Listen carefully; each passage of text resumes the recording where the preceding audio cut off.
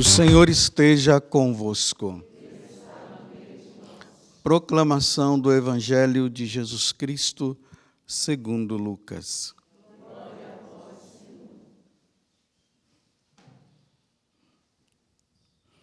Naquele tempo, os discípulos contaram o que tinha acontecido no caminho e como tinham reconhecido Jesus ao partir o pão. Ainda estavam falando quando o próprio Jesus apareceu no meio deles e lhes disse: "A paz esteja convosco." Eles ficaram assustados e cheios de medo, pensando que estavam vendo um fantasma. Mas Jesus disse: "Por que estáis preocupados? E por que tendes dúvidas no coração? Vede minhas mãos e meus pés. Sou eu mesmo. Tocai em mim e vede. Um fantasma não tem carne nem ossos, como estás vendo que eu tenho." E dizendo isso, Jesus mostrou-lhes as mãos e os pés. Mas eles ainda não podiam acreditar porque estavam muito alegres e surpresos. Então Jesus disse: "Tendes aqui alguma coisa para comer?" Deram-lhe um pedaço de peixe assado. Ele o tomou e comeu diante deles. Depois disse-lhes: "São estas as coisas que vos falei quando ainda estava convosco. Era preciso que se cumprisse tudo o que está escrito sobre mim na lei de Moisés, nos profetas e nos salmos." Então Jesus abriu a inteligência dos discípulos para entenderem as Escrituras. E lhes disse: "Assim está escrito: o Cristo sofrerá e ressuscitará dos mortos ao terceiro dia. E no seu nome serão anunciados a conversão e o perdão dos pecados a todas as nações, começando por Jerusalém. Vós sereis testemunhas de tudo isso." Palavra da salvação.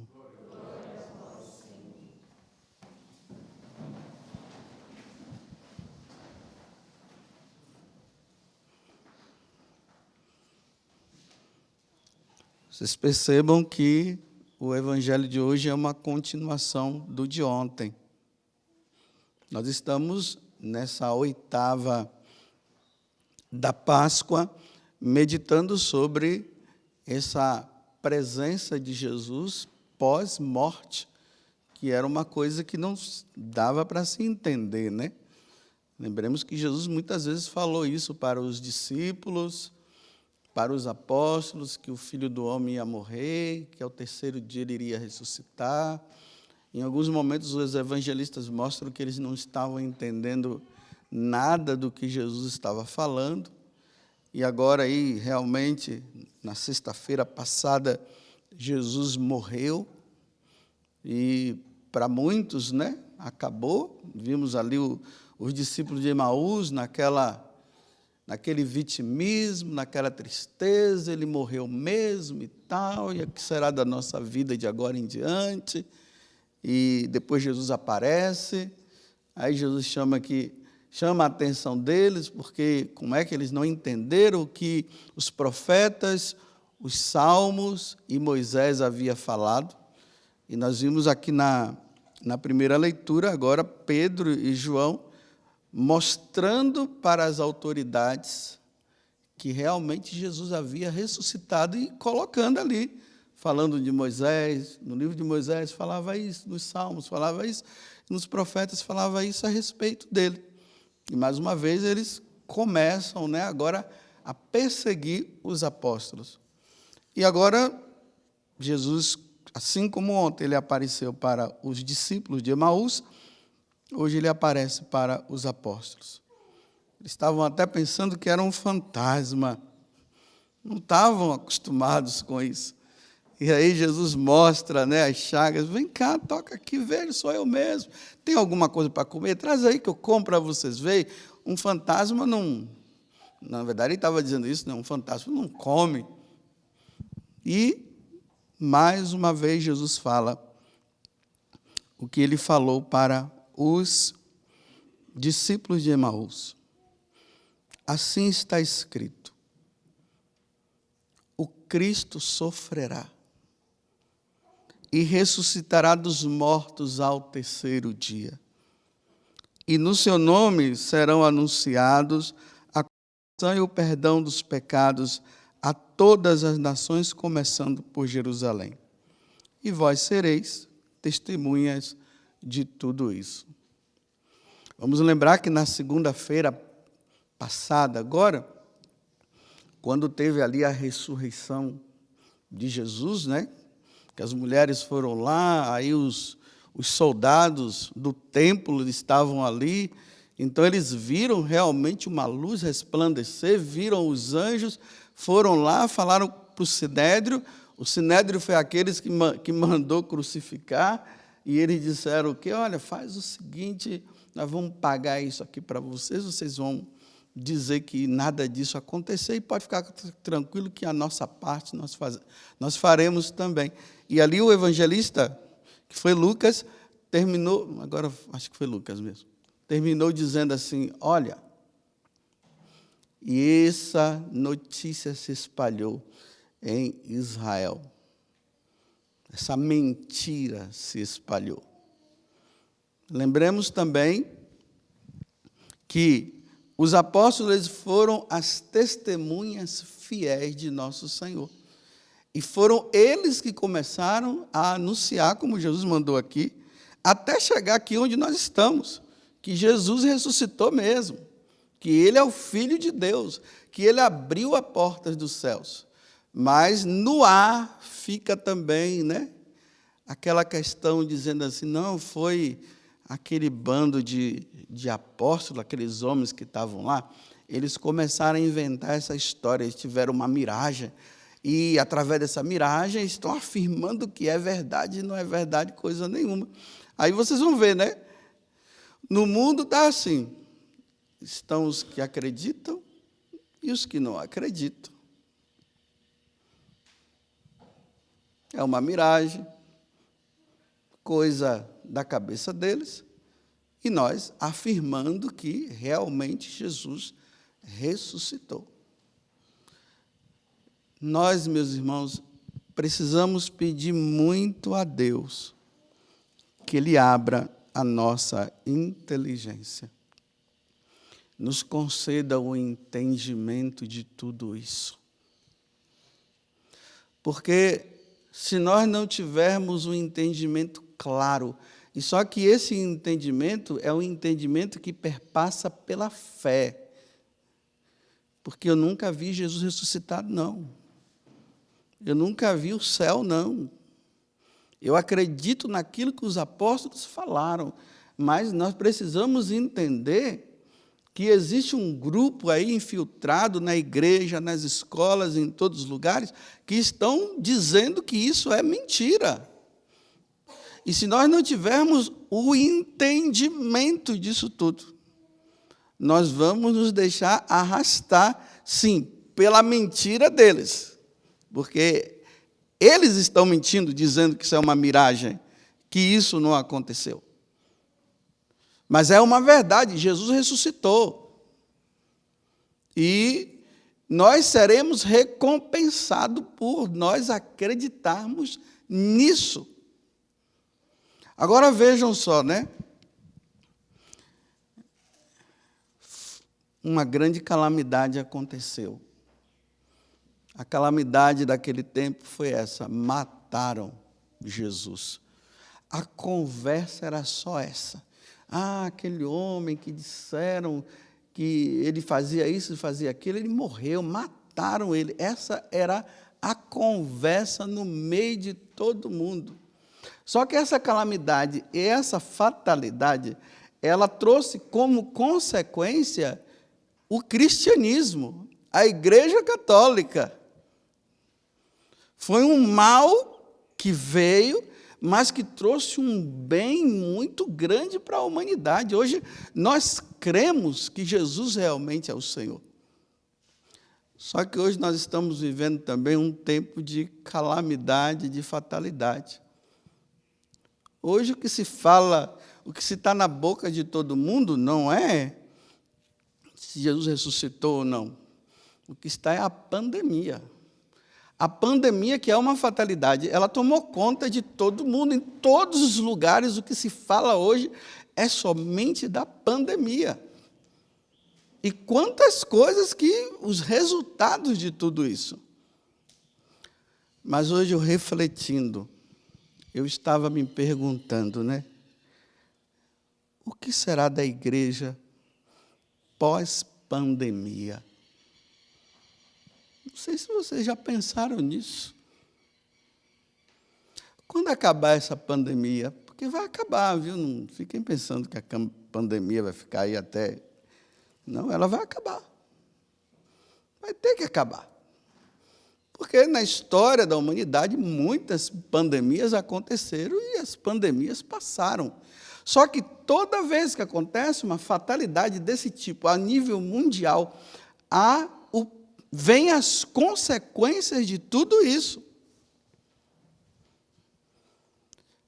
Eu não estou falando, nem vou falar aqui das consequências a nível civil, né? Eu estou falando o que será que vai acontecer com a igreja pós-pandemia. Bem, eu comecei a observar. As coisas estão mudando. Os ensinamentos da igreja com a pandemia estão mudando e estão causando um monte de coisa na cabeça das pessoas. Porque se a igreja falava uma coisa antes, agora está falando outra. O que era proibido, agora já não é mais.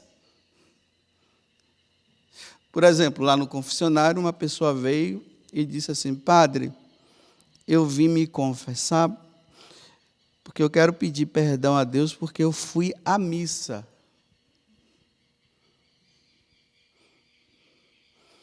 Bem, o terceiro mandamento diz que nós não podemos faltar à missa. Mas por que essa pessoa veio pedir perdão por ter ido à missa? Porque está dizendo que não é para ir para a missa. Você vê que você ouve uma autoridade da igreja dizendo assim: não é para ir para a missa, é para ficar em casa. Então agora a pessoa ela foi na missa e ela ficou agora, pequei? Então o que era obrigação diante dessa pandemia se tornou agora condenação. Se você for na missa, você pecou, porque é para você ficar em casa. Nessa primeira fase, né, que teve lá, não sei nem que em fase nós estamos, para mim é a mesma coisa. Mas na primeira fase, as igrejas fecharam, abriram de novo, com todas as restrições. O povo não veio, não. Muitos sacerdotes colocaram missas em vários horários, e aquele número de pessoas que costumavam ir, que nos diversos horários de missa, era para eles estarem, né, porque, vamos dizer, uma missa dominical, a igreja ficava cheia de manhã e cheia de tarde. Aí, dividiram. O número dos que voltaram não correspondia ao número que participavam antes. Então, significa que já tem um povo que já não está indo mais à missa. Aqui eu não estou questionando questões de ir ou não, de obrigatoriedade ou não, eu estou falando o que vai acontecer. E espero que eu esteja errado, mas tudo indica que vai acontecer. É justamente isso. Igrejas vazias. As pessoas não vão voltar facilmente para a igreja, as pessoas não irão voltar. Nesses dias agora, né, 2 arquidioceses. Uma arquidiocese, a autoridade religiosa daquela arquidiocese disse: venham à missa. Todos vocês vão. É só os padres irão fazer tudo como deve ser feito, né? Porque podia, estava podendo, né? Cada um que viesse a decidir. Então, vai ter missas assim, com álcool gel na porta, separação dos lugares, senta aqui, aqui não pode, né? E aquela autoridade disse, vai ter missa, podem vir. Já em outra arquidiocese, a outra autoridade disse, não, fiquem todos em casa. O que eu estou falando são fatos reais, é o que se vê. O que é que vai acontecer no futuro? Nós teremos duas igrejas. A igreja virtual e a igreja real. A igreja daqueles católicos que vão ficar assistindo missa em casa online. E a igreja daqueles que irão, porque eles querem a igreja, eles querem a presencial. É isso que vai acontecer. A igreja das pessoas que ficam em casa e não recebem os sacramentos. E a igreja dos que vão para a igreja que terão os sacramentos. As consequências serão duras. Aí nós, sacerdotes, vamos começar a dizer assim, venham para a igreja, vocês precisam votar, porque a pandemia terá passado e o povo não virá. Porque o povo vai dizer assim, na hora que nós queríamos, na hora do sofrimento e da dor, vocês disseram para nós ficarmos em casa. Não é que as pessoas vão dizer isso, mas no inconsciente vai estar isso. E agora, é bom, nós descobrimos que é bom participar da missa em casa. A gente não precisa ir lá. Hoje não é assim? Quando você quer assistir um filme ou qualquer coisa, um documentário, já está tudo lá gravado, é só você entrar e assistir, vai ser assim. Ah, vamos assistir uma missa agora? Vamos. Tudo virtual. Vamos, então, aí coloca lá missa, aí aparece lá, fica assistindo em casa. Porque não vão para casa, não vão para a igreja. Um grupo pequeno vai perseverar e irá. Um grupo grande não irá. A igreja virtual e a igreja presencial, a igreja real, a virtual e a presencial. Porque aqui Jesus está dizendo que é para os apóstolos irem pregarem o evangelho a todas as nações para proclamar o perdão dos pecados e o retorno das pessoas que estão longe de Deus.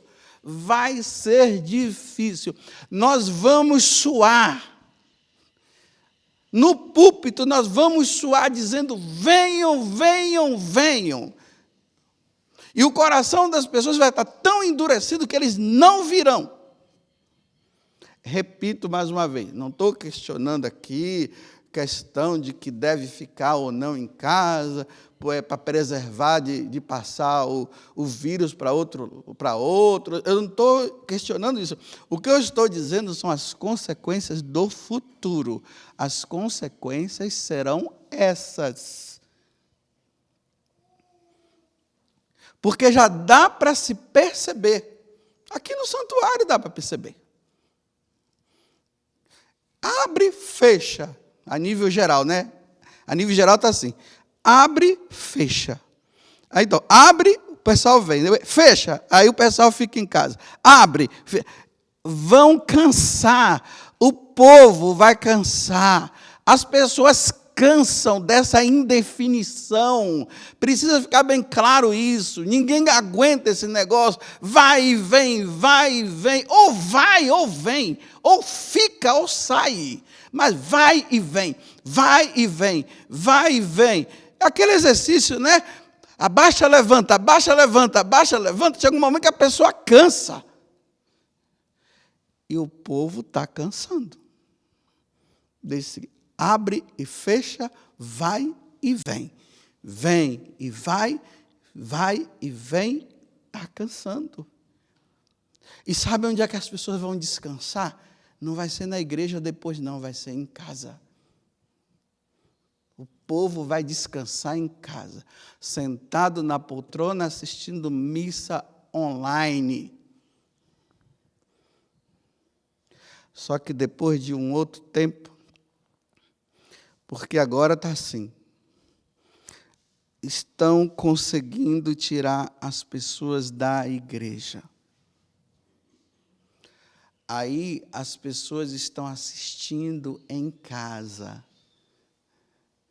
Quem é que tem o poder das comunicações? Quem é que tem a concessão dos meios de comunicação, redes sociais, televisão? Quem é? Os governantes. Como os governantes, eles não são católicos, não são cristãos, aí eles vão mudar todas as programações. Programação religiosa não terá. E eu falo programação religiosa tipo essa. Pode ter um outro tipo, falando de um outro Deus, falando de uma outra doutrina, falando de um outro ensinamento. Mas esse daqui, doutrina da igreja, missa celebrada, eles vão tirar tudo. Aí esses que estão acostumados a ficar assistindo em casa, vai ser um passo tão fácil para mudar, porque muda a programação religiosa, entram os novos que vão ensinar diferente, e aí pronto.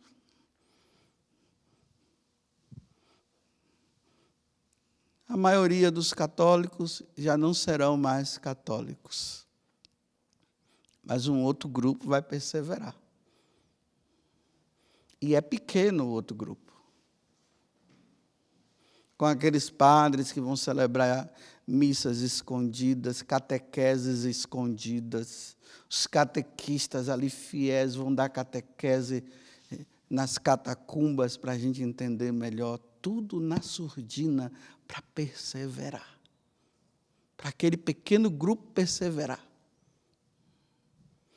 Queira Deus que eu esteja errado. Eu estou doido para que isso que eu estou falando para você, eu esteja errado, para depois vocês fazerem gozação de mim lá na frente. E dizer assim, seu bobão, tá vendo? Ficar falando coisas, dando uma disso e daquilo. Eu quero passar por chacota. Eu quero que vocês cheguem e digam assim para mim, está vendo, Pai Zé, que você estava errado.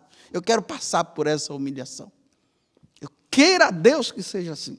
Mas vocês observem como as coisas estão. Quando aquela pessoa veio e disse assim, eu quero pedir perdão a Deus por ter ido à missa. Vocês estão pensando que foi só essa pessoa que fez isso? Muitas. Muitas. Porque estavam achando que estavam desobedecendo. E ir à missa desse jeito, eu estou desobedecendo. Mas obedecendo e desobedecendo a quem? Guardai os domingos e festas. E se tem uma oportunidade de ter um padre que pode estar celebrando, como é que pode ser pecado? Se a lei de Deus diz que é para guardar os domingos e festas. Então, tá bom. A igreja virtual e a igreja presencial. A virtual não tem sacramento. Não vai ter sacramento. Não vai ter batismo, não vai ter casamento. Não vai ter. A virtual não tem. É só se juntar. A presencial não, aí vai ter. Vai ter a Eucaristia, vai ter o batismo, que é a água na cabeça da pessoa. Vai ter o sacerdote lá dando absolvição. A igreja virtual não tem absolvição de pecados. Porque para se ter a absolvição de pecado, tem que estar presente diante do padre. E não vão estar presentes, porque vão estar ficando só em casa, assistindo em casa. Eu estou falando a nível religioso, não estou falando a nível civil, se vai para o shopping ou não vai, isso aí é outra coisa. Eu estou falando igreja, a igreja.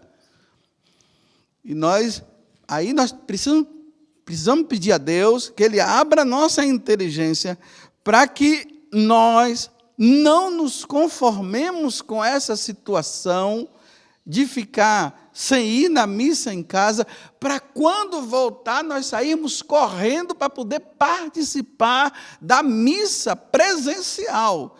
Porque se nós nos acomodarmos como muitos já estão acomodados, já estão se contentando com isso, não vai ser fácil. Então, nós temos que ir contra. Não estou dizendo para levantar bandeira, brigar com o bispo, brigar com o pai, não estou falando nada disso. Eu espero que vocês entendam. Eu estou dizendo que nós, interiormente, nós temos que estar ali. Não vai ter missa, então vai participar pela televisão, então participa pela televisão, pelo celular, porque não está tendo missa. Mas inconformados, de bico grande, sabe, assistir aquela missa de bico grande, com raiva, dizendo, eu queria estar lá, mas eu não posso, porque nós não estamos podendo.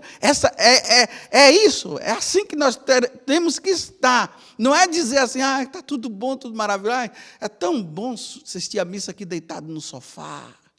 Que bom, meu Deus. Bem, traz aí um refrigerante agora. Bem, agora já está na hora da comunhão. Traz um biscoitinho aí, para imitar, que eu estou comendo também.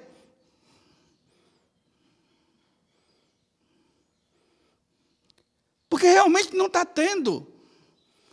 Eu repito, eu não vou questionar aqui, não estou questionando quem está certo ou quem está errado. Mas o que eu estou querendo dizer é o seguinte: nós não podemos nos conformar, porque se vocês se conformarem, e nós, padres, nos conformarmos com missa online, quando voltar tudo ao normal, nós vamos começar a dizer, voltem, voltem, voltem, e não vão querer voltar, porque já não estão querendo.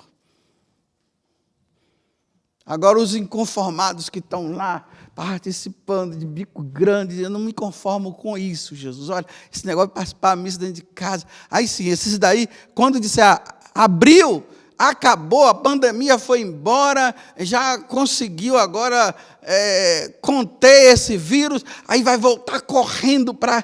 Aí aqueles vão dizer, meu Deus, era bom que continuasse do outro jeito, estava tão bom aqui em casa.